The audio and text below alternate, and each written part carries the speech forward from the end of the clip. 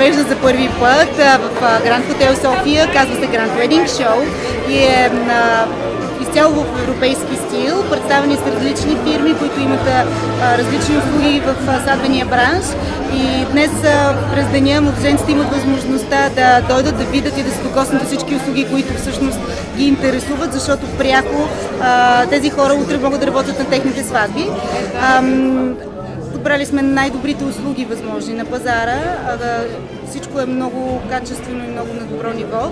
Фирмите предлагат специални условия за младоженците, точно днеска, отстъпки, специални оферти и така нататък. Така че смятам, че това е едно много полезно и добро шоу за младоженците. И се надявам да стане традиция, т.е.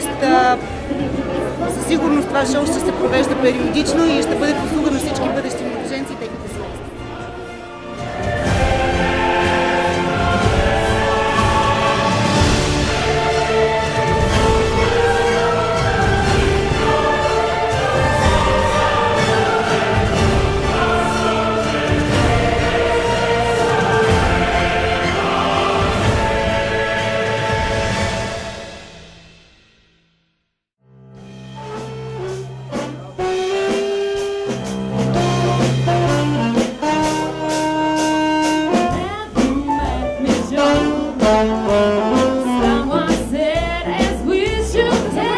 Цялото му до тук е впечатляващо и инспириращо. Всичко е разпределено.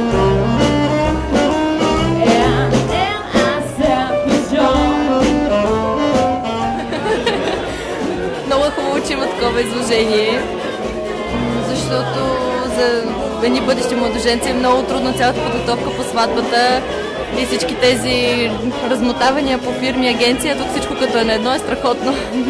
Имаш избор, можеш да видиш какво са направили, можеш директно да си организираш сватбата за един ден. Изложението е страхотно и сме много впечатлени от професионализма въобще на организацията. Всичко е просто като по конец. Още в първи момент става страхотна сцена и някакви си момичета, които бяха преди малко.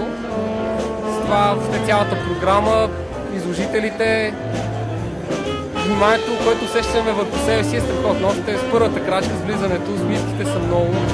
Изчувствам наистина специално. Това е което мога да кажа. Подкрепям напълно.